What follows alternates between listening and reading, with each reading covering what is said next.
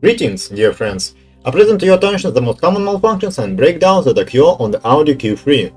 The 1.4 EA211 series engine, 140 and 150 HP, under the hood of the Audi Q3 is not often seen.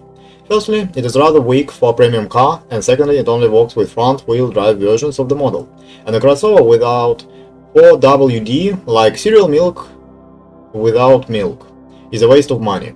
Nevertheless, in the gasoline line, EA211 is both more economical and reliable, even in spite of its childhood illnesses. It doesn't matter what kind of 1.4 TFSI version of your Q3, a pre-styled 140 HP or a modified version with 150 HP, and the system for shutting off half of the cylinders. You'll have to put up with the oil machine. The standard practice to add a liter of grease per 10,000 kilometers. Where does this oil go? First into the combustion chamber through the O-ring seals and then into the pipe. Therefore, an increased tendency to carbon formation poses to carry out periodic piston declogging. Otherwise, the risk of the detonation, ring sticking, and the notorious breakdown of the piston partitions increases.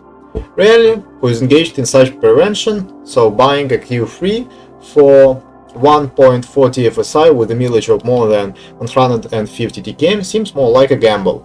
How lucky you are!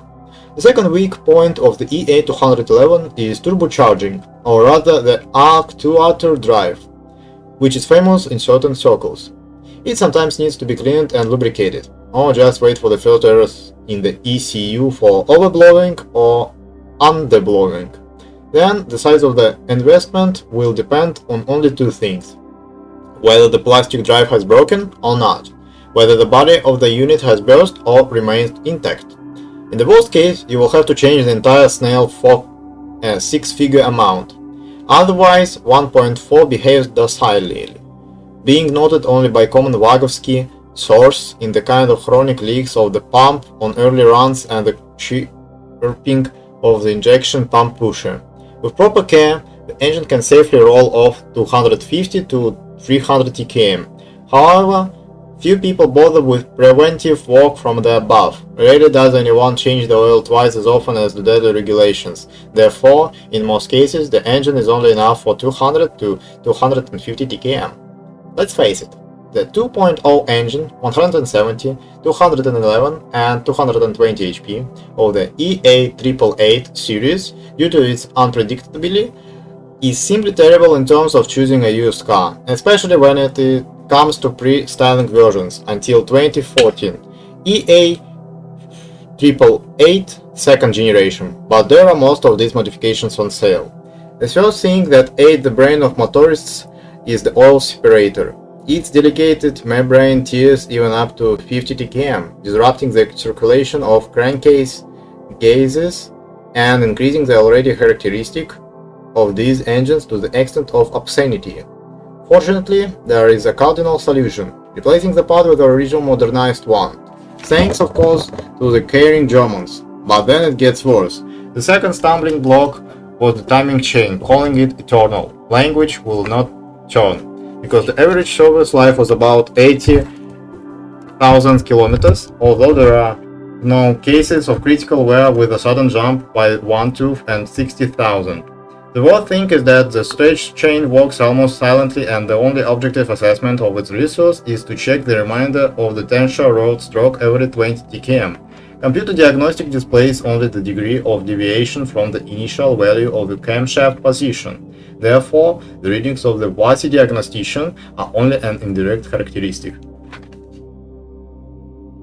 You can also change the chain to a reinforced WAG chain, grabbing for one set of guides and naturally a tensioner, which also played a role in this tragic performance called chain on EA888. As in the case of the 1.4, the 2-liter beast also passes oil through the piston rings and is also covered with solid deposits from the inside, leading to anything but 500,000 kilometers without a capital. And that's not it. We had not even finished with the breakdowns of the timing mechanism. It's time to talk about the camshaft bearings, which due to design errors do not receive the proper amount of lubrication, and at some point their surfaces are covered with scuffs. And this is already extraneous knocks and malfunctions in the operation of these regulators. The problem is less common, but systematically and costs a lot.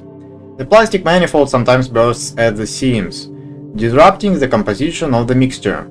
Cracks usually grow along the axis of the inlet length change damper, therefore such marriage cannot be repaired, only complete replacement. The high-pressure fuel pump usually annoys only with harmless chirping, but sometimes you have to change either the pusher or the entire pump assembly, especially when gasoline starts to get into the oil because of it. And, of course, Maslojor. Where can we go without it? The first version of Q3 with EA888 engines of the second generation were especially distinguished. The design of the pistons allowed oil to enter the combustion chamber without hindrance, which set in motion a chain reaction in the form of coke formation on the rings, and this, in turn, triggers the problem of oil consumption into an even wider channel, at the same time grabbing the tubing. The third generation of these engines is the restyled Q3 after 2014. Squandered the appetites of oil through the piston, however, she could not completely wash off the sins of the predecessors. The problems with the chain, shafts and fuel injection pump did not disappear anywhere. In general, the 2-liter TFSI saves only fuel, but not the wallets and nerves of motorists. Are you ready to pay for the acceleration dynamics and less frequent trips to the gas station as you service it? If you are not ready, then it is better to take the 2-liter E8 diesel with common rail injection. Yes, you rarely see an Audi Q3 with a TDI on the market, but it's worth the search. Cases with breakdowns of this engine are quite rare, unless of course you do not refuel at Uncle Petit's and again change the oil more often than the cunning manufacturer, or rather his marketers and economists, not engineers, orders. Good news for those who once got burnt and now curse the DSG S-Tronic with dry clutches. For the Audi Q3, the clutches are only wet. For example, 2-liter engines, regardless of the fuel consumed, work with a 7-speed S-Tronic DQ500 gearbox, capable of handling 600 Nm of torque without any problems.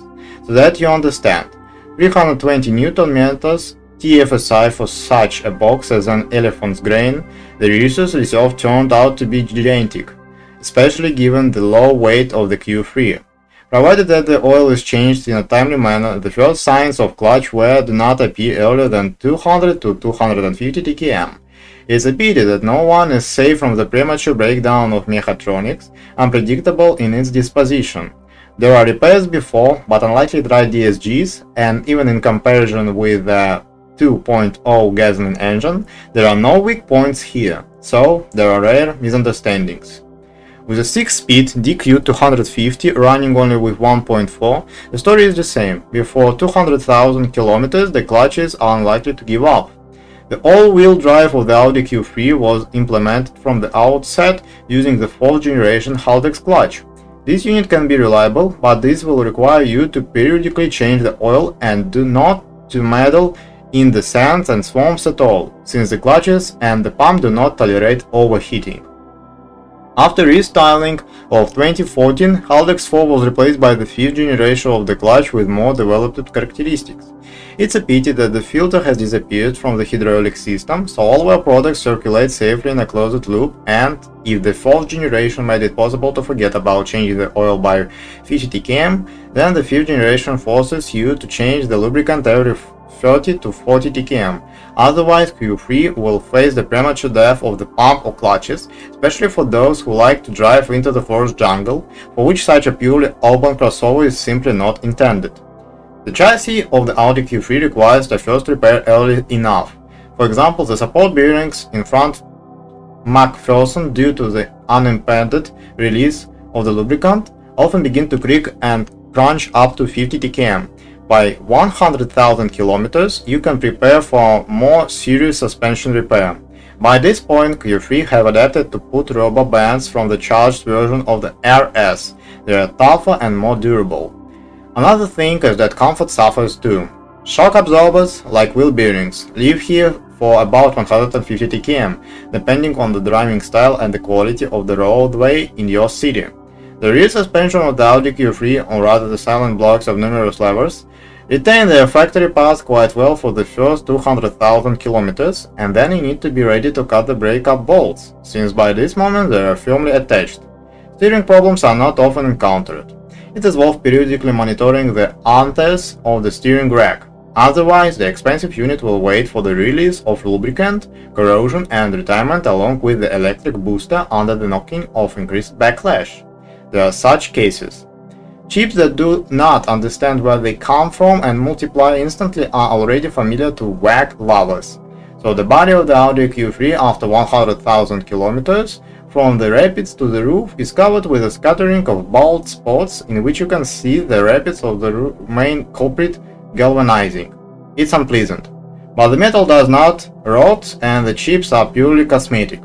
I smeared it a little with a brush and you don't worry that after 5 years only the frame will remain from the car. There are no other problems with the body, only electronics fail slightly. Thus, the servo drive of the gas tank flap sometimes fails, because of which there is a risk of leaving the car without gasoline or squeezing the wheel into a fist and breaking the cover with a screwdriver right at the gas station. The leather interior of the Audi Q3 is quite durable. After 100,000 kilometers, it looks, if not new, then slightly shabby. Fabric upholstery, in principle, is also not from a timid dozen. Its only drawback will be only a tendency to the appearance of stains and water stains due to undried pants. If you are not a fan of collective farms a lot, then you shouldn't worry about electronics either, unlike many other Audi models. On this, information about the problems of the Audi Q3 is exhausted. If you know more, or do not agree with what you heard, I'm waiting for you in the comments.